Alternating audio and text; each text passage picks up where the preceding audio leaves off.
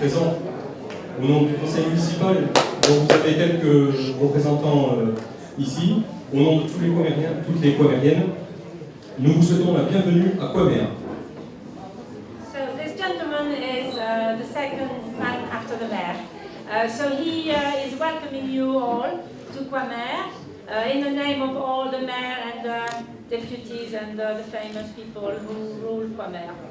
Sorry, it's a joke. Nous sommes très heureux de vous accueillir sur notre territoire, sur ces terres qui ont été marquées par ce grand événement historique, ce crash du B-17 en 1944. Coimer, comme beaucoup de villages aux alentours, en particulier Villanvaux, Uzès et pas mal de petites villes, communes du Bazadais, ont été très marquées et très affectées par cet événement historique.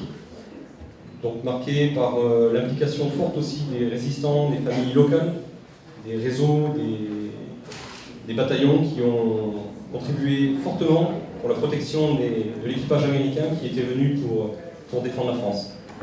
Et pour célébrer cette amitié franco-américaine qui s'est tissée au fil des années, au final, nous vous invitons à ce pot d'accueil pour cette amitié franco-américaine dont on est très fiers. Merci à tous d'être venus. Je passe la parole à M. Fargeau.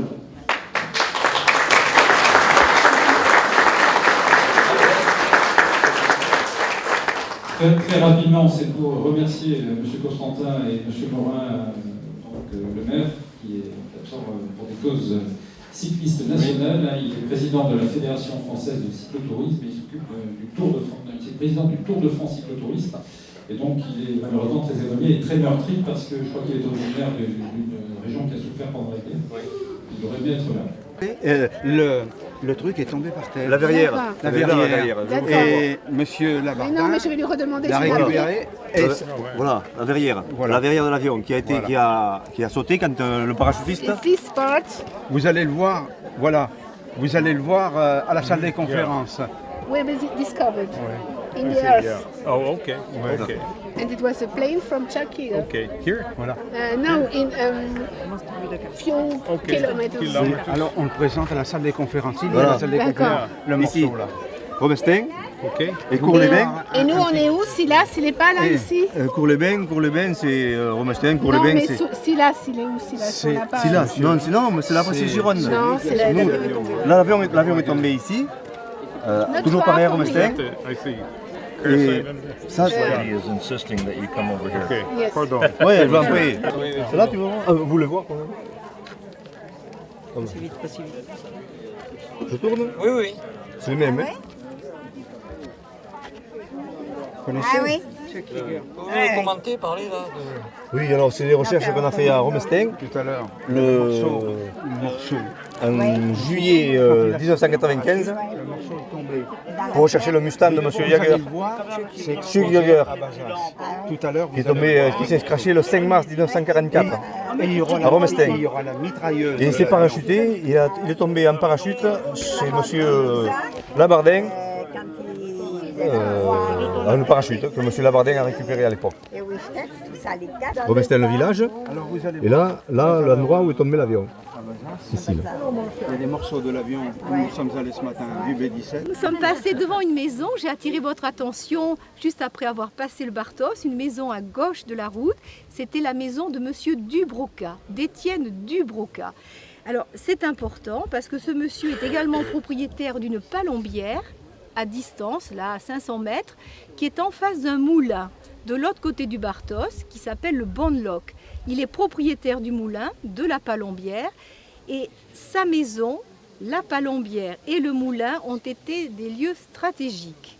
Situé non loin du Bartos, un peu plus à l'est dans les bois, cette palombière devient un refuge et même le PC du bataillon Mickey. C'est un groupe de résistants tenu par Mainvielle.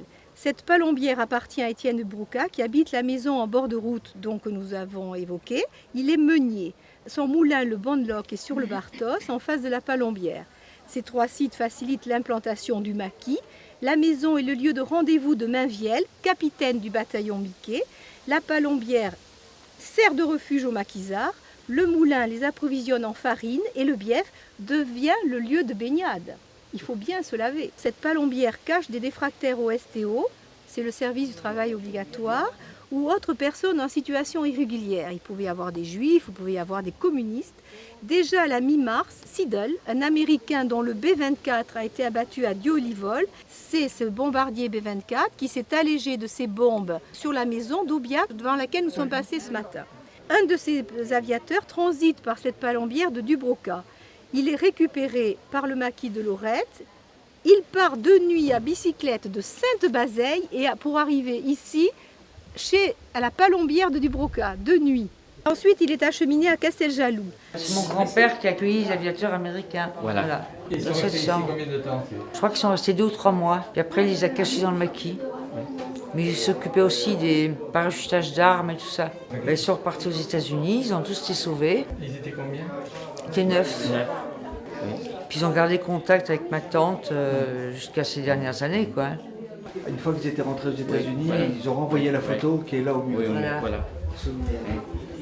Parce qu'il fait partie des personnes quand même françaises qui ont le courage à leur détriment de leur vie, parce qu'il y avait aussi, à Grignos, il n'y avait pas que la résistance, il y avait aussi la milice et tout, et donc ils ont caché ici. Je suis Véronique Lasserre, je suis la petite fille d'Emmanuel et Jeanne Lasserre, qui avaient deux filles, Monique et Nadine. Donc mes 2 grands-parents étaient des résistants durant la dernière guerre mondiale.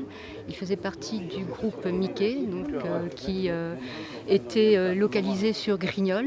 Il a été concerné par cette affaire qui concerne donc cet équipage du B-17. Je sais qu'il était chargé du transport de ces personnes dans une zone beaucoup plus sûre, donc je pense dans le Lot-et-Garonne. Au cours de ce transport, ils ont été attaqués à Farc-sur-Orbise et mon grand-père donc conduisait une moto, donc il a été tué ainsi que son meilleur ami, Monsieur Guérin, donc Jean Guérin. Et donc le reste du groupe a pu s'en sortir. Ma grand-mère aussi était résistante aussi sur Grignol. Elle a été déportée avec Madame Guérin. Donc elles ont été déportées toutes les 2 à Ravensbrück. Ma grand-mère n'est pas revenue malheureusement. Donc 2 petites filles sont restées sans parents. Monique, donc l'aînée de 6 ans, et Nadine de 3 ans, qui est ma maman, voilà, qui était ma maman puisqu'actuellement elle est décédée.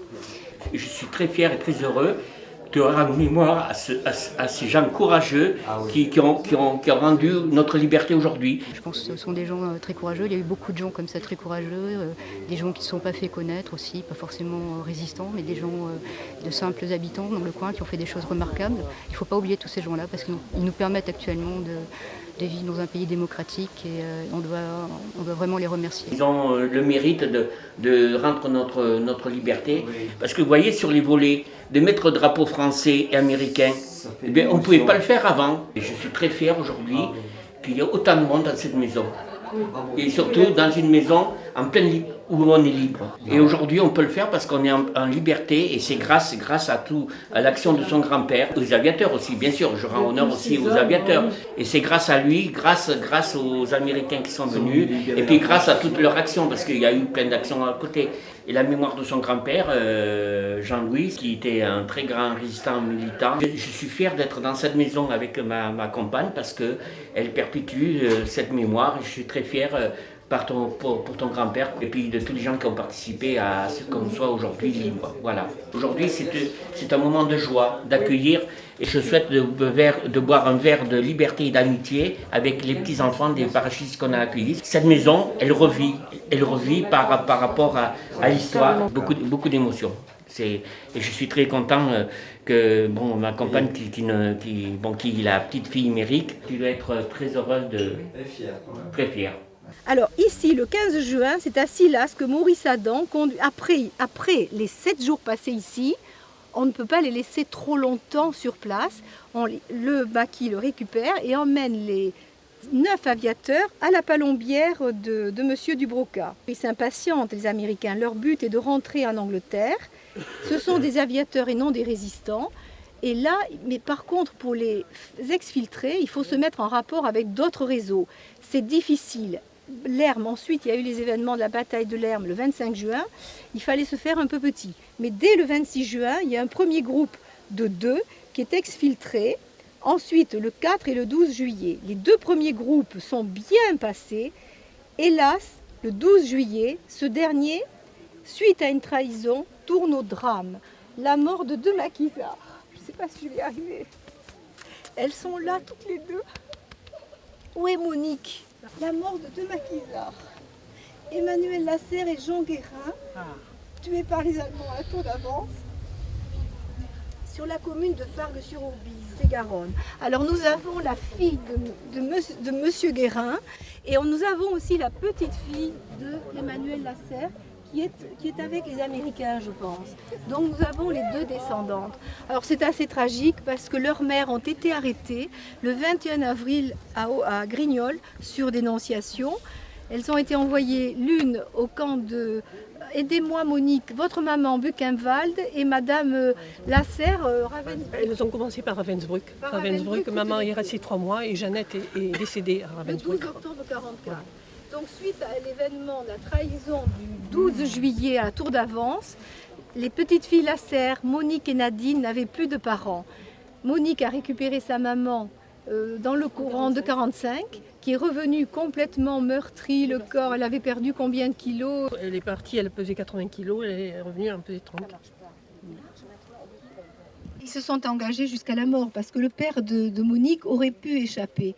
En fait, Monsieur Lasserre était conduisait une moto, il y avait c'était un sidecar, ils n'ont tiré que sur Monsieur Lasserre.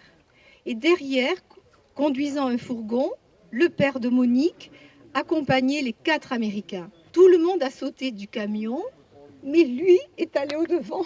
Il a voulu sauver son copain. Leurs épouses étaient toutes les 2 déportées en camp de concentration. Il était impensable qu'il laisse tomber son copain. Évidemment, en allant secourir son copain, il a été abattu. Et leur corps a été sauvagement écrasé à coups de crosse, découpé à la mitrailleuse. On les a laissés morts sur le bas-côté de la route. Le maire de Fargues-sur-Aubise a trouvé un petit papier, je crois que c'est sur le corps d'Emmanuel, et il a compris qu'ils étaient originaires de Grignols. Il s'est mis en rapport avec le maire de Grignols pour récupérer ses corps. Bon, alors la Croix-Rouge est intervenue de Casteljaloux. On les a mis dans des cercueils. Arrivés, je crois, à Casteljaloux, les Allemands les arrêtent à nouveau. Ils ne croient pas qu'ils transportent des cercueils. Ils pensaient qu'il y avait des armes cachées dans les cercueils. Ils réouvrent, ils trouvent les corps. Ils s'acharnent encore sur ces corps. Voilà. Alors ils sont enterrés, je crois, temporairement à Casteljaloux, mais le maquis à Grignols a dit c'est pas possible. Ce sont nos maquisards.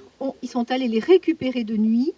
Ils ont voulu organiser une cérémonie religieuse. Le maire de Grignols n'a pas voulu officier et c'est un prêtre irlandais, le père Mahon, qui a accepté de les enterrer à Silas.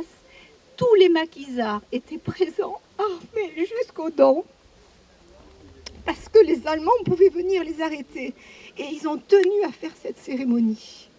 Ils ont bravé les Allemands pour les enterrer. Et maintenant, les 2, Emmanuel Lasserre et Jean Guérin, sont enterrés tous les 2 à Grignols, côte à côte.